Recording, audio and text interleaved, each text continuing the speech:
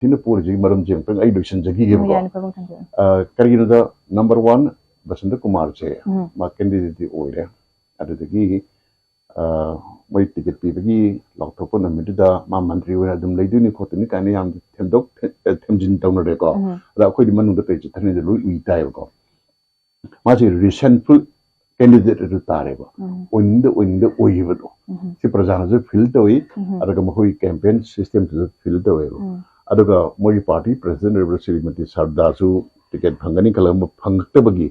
moi reception namituda yam sawgi mai thongje uiyu ko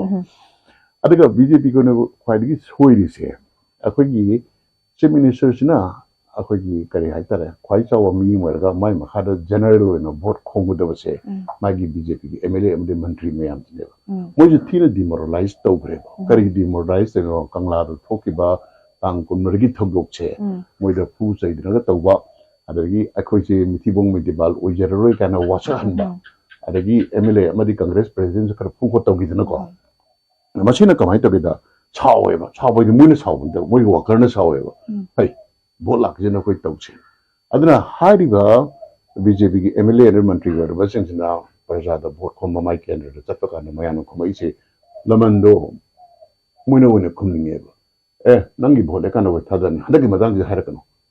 nangona adu dugum tawra nang kem tawngam draga nang party discipline tawche muche khoi janing de na phong defy tawai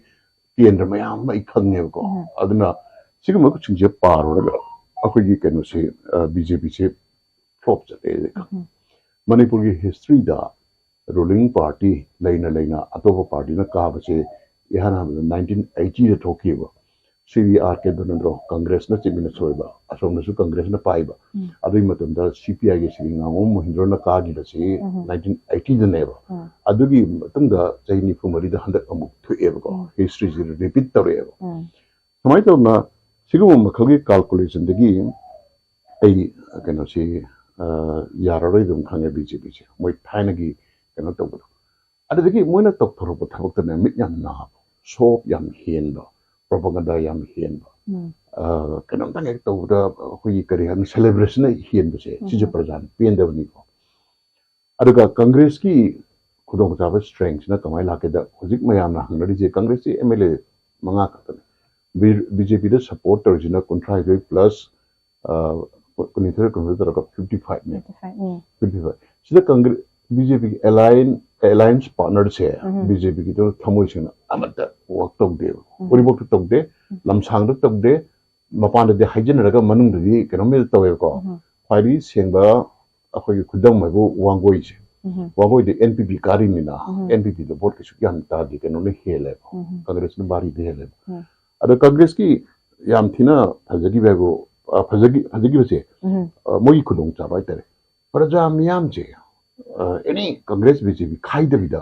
praja miyam je kanagum amda kanagum akanmamna phajana to hatpiradi victim uri bada support tawning paneba Rahul Gandhi Manipur da anirakla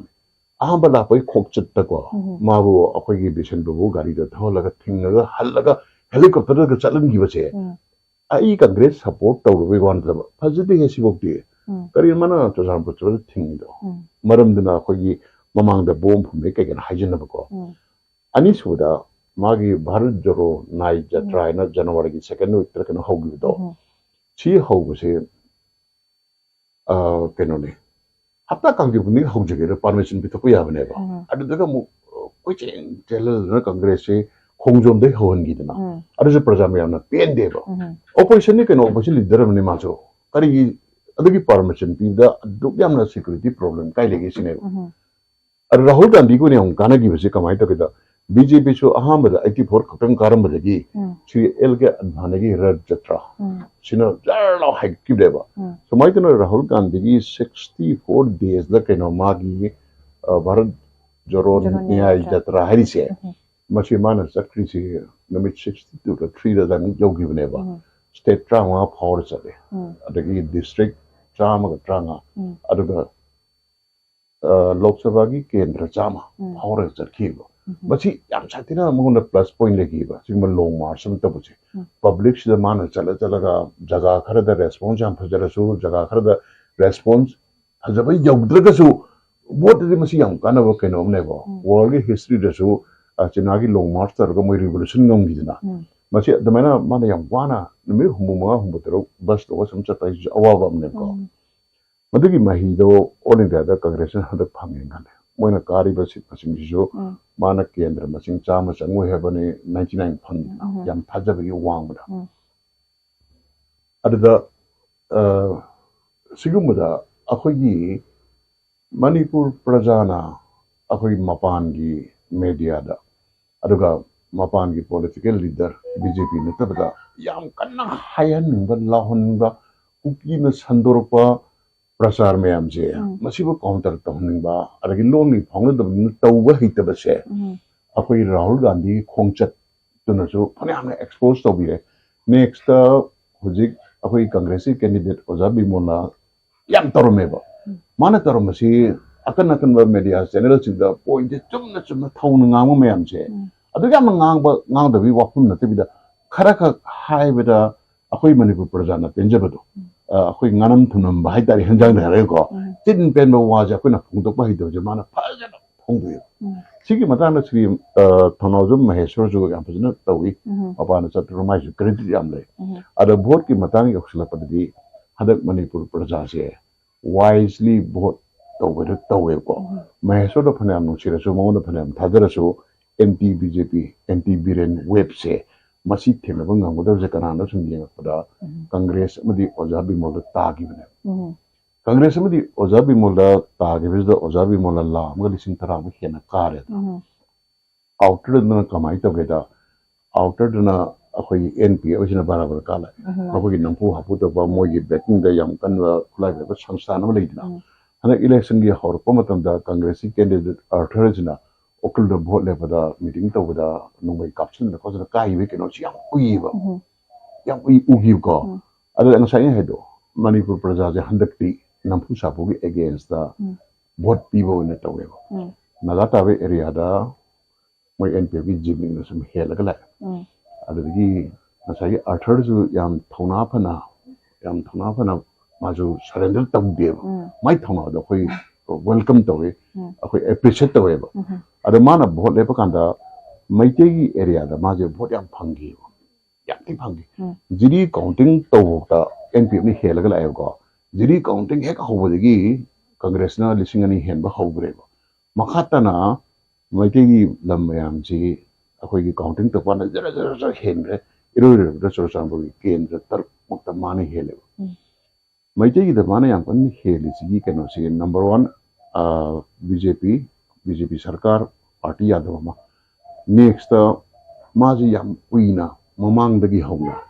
Manipur da apagi Lok Sabha gi sit om su do ne na nanga ga lawra la pane ba Shanghai Express suma yam igi bani